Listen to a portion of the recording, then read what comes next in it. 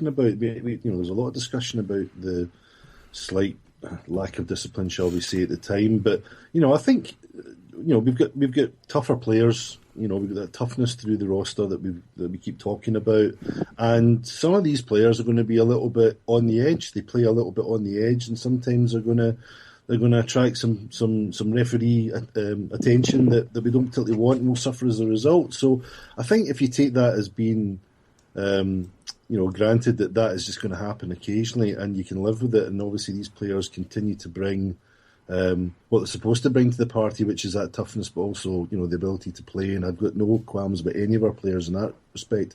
Then fine, we're going to pick up the odd penalty occasionally that we might feel a bit aggrieved about for whatever reason. But if it's happening a lot, then that's going to be a bit of a problem, and that's what we've suffered from in the past with the likes of Frankie, as you say. So it's that kind of control, toughness. And there's been a lot of talk about the fact that a Finnerty team is going to play in the image of Finnerty, and we know what kind of player that Finner was, and we should be hoping that team does reflect Finner's kind of character, if you like.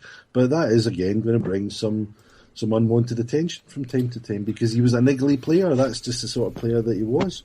So yeah, we're going to have some of that, but I'm not unduly worried. Our team hasn't formed its character yet. Lots of mistakes being made, which you would maybe expect at the start of the season. Lines not quite clicking, passes not happening, all the stuff that you expect at this stage. So I think we have to give it another few weeks until we see the proper identity of the team. And I really am hopeful, and I'm even slightly confident that we'll be feeling much better about it. Jane, is Cody Carlson unlucky? Because every time he takes a penalty, it seems to derail our efforts a wee bit. Is he just unlucky that every time he gets in the box, the other team score? I don't know. If loads of people are taking penalties, it just seems to be his that hurt us. Yeah, the other thing you need to look at is with him on the team, is that them playing better in the D, so that when he's not there, that's when we start conceding. Yeah. Obviously, you can say that as well, yeah. Yeah. The thing is as well, like last year, like our penalty kill was actually really good. Like the partnerships that they had, like obviously Davies and McKenzie, Davies and Haywood, they were all very, very, very good, like working together. But I'm sure I saw Levitt on the penalty kill. I don't remember. I know I did last year, but I don't remember it. Yeah, Levitt on the penalty kill does not make sense to me, because I think he's quite out and out honest that he's not the best defender in the world. So to me, that seems a little bit unusual. But I think obviously until they kind of find what pairings suit for that, but to go from being okay at the penalty kill to being absolutely rubbish, it's just horrible to watch. Yeah, it's not been good. Kate, put this one to you. Purple Army 10. Fourth line Gryders coming to the EIHL. I think he's referring to Rosehill in that ilk. From better leagues expected to put up points. Will it work out that way? It's always a chance you take, isn't it? And it's a chance. It's one of the reasons you can get these guys to come here. Is the promise, you can come here, you'll be playing good minutes, and you get a chance to actually show people what you can do. But I think what he's trying to say is that a risk? Is it a risky strategy? What do you think? It's the kind of risk-reward thing. So maybe sometimes it's not going to work out. I have a friend who is a Hull Pirates fan, and he said, he's also a Philadelphia Flyers fan, he said Rosehill was going to be absolutely no good for us, and he's now eating his words. The guy's a fantastic skater. Overall, he's really, really good. I do think it is a risk you take. You look at who we signed last year, Rick Jackman, who we all thought was going to be absolutely fantastic, and that didn't go really so well. So I think it is when you're signing guys that have played in the big leagues, it's like Finners was saying the other night. They think it could be easy, and if they're coming over here with that attitude, it's not going to work. But a guy coming over here with Rosehill's attitude's working out really well for us. Yeah, I mean, when he first took to the ice, I was really surprised at how fit and trim he was and really raring to go. He'd obviously come over, expecting to be playing minutes. He didn't come over, it didn't look as if he'd come over with an attitude that this is going to be a walk in the park. So I think it's maybe a bit, I can understand the point, and I suppose it remains to be seen. But, you know, Rosehill, for example, has impressed me since he's played for the team, so I don't have concerns at that point. Big Andy, Graham, I'll put this one to you, Big Andy. Was Sunday night's performance the worst ever by a Clan team? He says he can't remember one worse. I'll hit you with that one, Graham. You can see what you think, but that's difficult for me to answer because I missed that game in Edinburgh when they absolutely turned us over. I'm glad I missed that. I'm glad I missed that night in Edinburgh. I think does that one not go down as the worst performance ever? No, the worst performance definitely has to have been the 8-0 gubbing we got down in Nottingham. I think it was 2 years ago. That was the longest bus journey I have ever suffered. Ross, was that the one Ross, you and I were at that, weren't we? Yeah. How can I forget that? Man, it was awful. That's definitely got to be the worst scoreline. Yeah, Ross and I shared a car back from that one, and that was tough going. I don't think I even talked about the conference system on the way back. I was that depressed. I don't think we talked at all on the way back for that one. I think the expectations were a wee bit higher for that. You know, it was worse because, you know, when was that back? December 2013. It was later on in the season, wasn't it? Was that? But I've just looked it up. All right, okay. Yeah. Was it December? Was it? December 15th of December 2013. 8-0 loss to the Panthers. And that was the start of the wheels coming off that campaign, wasn't it? Because they had a decent team that year as well. Yeah. So I'm sure we drove down expecting to get a good result, or certainly hoping to get a good result, and not expecting what we got. Yeah. So, does that answer the question? Then I would suggest no. I don't think it's. I don't think it's the worst. It's maybe just because people are expecting a bit more of the team now, and don't expect them. I'm not saying they lay down Cardiff and were fantastic. They'd had a bad result the night before, and their fans were wanting them to bounce back, and it was, you know, the first home game in their arena this season in the league. So I think the other thing that maybe focuses people's minds perhaps slightly askew is the fact that Finner was sending out a message towards the end of that game by giving the Brits so much ice time. So it was a very public message to our imports that just wasn't good enough. So I think again, coming back to my point earlier about being the manner of the defeat, I think it's just got everybody's heads hanging a little bit in that respect. But obviously not the worst game ever. Kate, Mike Mitchell. Other teams have hit the ground running despite high player turnover. This is the first time in years we haven't. Why? I mean, do you agree with that assertion? First of all, it's the first time in years we haven't hit the ground running. No, I sorry, Mike. Very nice man. Don't agree with you. I think a lot of our problem this season is that we're away for the first part. We've always been away for the first part, and we're having defeats, and people aren't noticing as much because it's not in Braehead. I think the fact that we lost to Belfast and we've lost our other two games at home is what the problem is for people. They're thinking that because we've got this, finally we've got this run at home to start off with, that we were just going to come in there and there wasn't going to be the teething problems. You know, I think people thought that there was just going to be a miracle and that there wouldn't need to be time to work on it. And I think in some respects that time on the road has always benefited us a wee bit in terms of getting it together.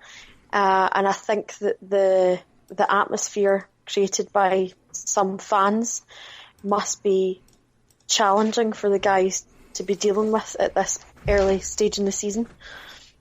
Well, I have to tell you, statistically he's right. We've never lost 3 games in a row. I know one was a Challenge Cup game and 2 league games, but we've never lost 3 games in a row to start the season. We've lost 2 in 2013, but we've never lost 3 in a row. And, you know, so, yeah, I can see your point as well, but I kind of can see, on that pure statistic alone, you've got to say he's got a point. But I don't know. I'm not really one for getting all panicked about it and thinking, that Chicken Little, the world's falling in. But, yeah, we've lost 3 in a row for the first time ever to start a season, which isn't good. It's not the way we want to start a season, but I think Ryan knows that anyway. Clanman Al, reckon we could do with a special teams coach for the power play and the penalty kill. So far it's been dire. Well, we kind of touched on that earlier, Graham, didn't we? we haven't got an assistant coach at the moment, and given it has been a problem area for us over the last year or two, it might have been an idea to get somebody in. Maybe there's no money in the coffers, I don't know. What do you think? It's certainly a bit of a question mark, isn't it? I think the idea was that the suggestion was that Hartman might come back as assistant coach, but that hasn't happened. So, yeah, it's a bit surprising. And, the season now being underway, you start to wonder whether this was ever part of the plan to have an assistant coach. So, I don't know. I'll be honest with you. I thought maybe one of the new imports might have come in as a player assistant, but not happening. So it's a real strange one. It's a point Mark Turner made as well. Do we need an assistant coach? And our turnovers are slow, and power play is even slower, giving teams time to set. I mean, they're all points. I mean, we know these things, and it's like I said, Graham. It's been a problem for a couple of years now, the power play and the penalty kill. And I've always said the teams that challenge for the league, the teams that challenge for the trophies, always are up there in the top 2 or 3 for special teams play. And it's not something we started off really well last year, but it just kind of fell away. And you think with the likes of the leadership, Jeff Ulmer's the kind of guy you'd think would be there, and he would be able to help out with that. He's been all over the place. He must have ideas.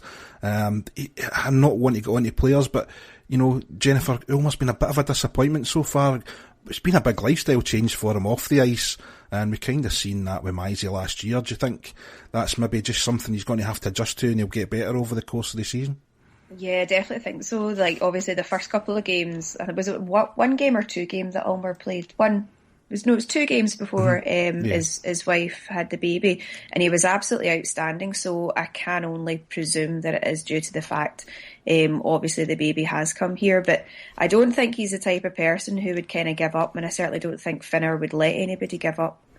So just need to kind of see. And the thing is as well, like with all these new players from different leagues, there will be lots of ideas coming in. You just kind of have to give them a whirl and see how they go.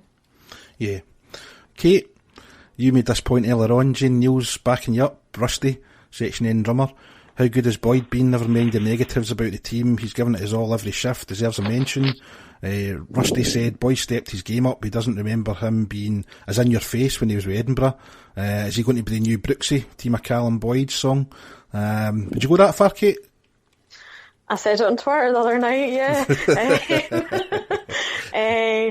No, I honestly wasn't sure what we were going to get with him at all, because when he was in Edinburgh, he just irritated the crap out of us all. But that's what he does. He just gets into people's heads and he messes with them, and it's absolutely fantastic to watch. He really is. He's just been quite a surprise for me. I really, really enjoy watching him. And he makes it a wee bit entertaining. Just in the fact that he's just like, I'll fight Indy. Like it's pretty good to watch. Yeah, he's got loads really of enjoying it. He's not scared of who he's checking, who he's involved in. I mean, there was a hip check on Schultz, I think, against Nottingham on Saturday night. I think it was a bit unlucky for Schultz. He went off injured, and apparently he's going to be out for a wee while. But there was nothing dirty or malicious in that hit. It wasn't knee on knee, it was a hit check. It wasn't on the highlights, unfortunately. But I don't remember seeing anything wrong with it at the time, and it certainly wasn't called at the time. No, it looked all right. I think he just maybe went down. This was the guy that was sitting on his bum for a bit and then kind of hopped it off, wasn't it? Yeah. I think he maybe just went down at a kind of unfortunate angle, because it looked from where I was sitting, because it was near enough right in front of us. It looked all right. Mm-hmm. Okay, moving on to the goalies. Thomas Gourley. Lots of unfair criticism on Zadge, as he calls him. Not sure if these people watch the games or just see the 5 conceded and blame him. Optimus Kime thinks Zajkowski is doing a great job, considering now he's not playing well. Agree or disagree? And David Morrison, is this the season for Rusty to start some games? He's not going to develop on the bench. And Rusty, the Section N drummer, Gary Russell's efforts between the pipes on Sunday, what do you think?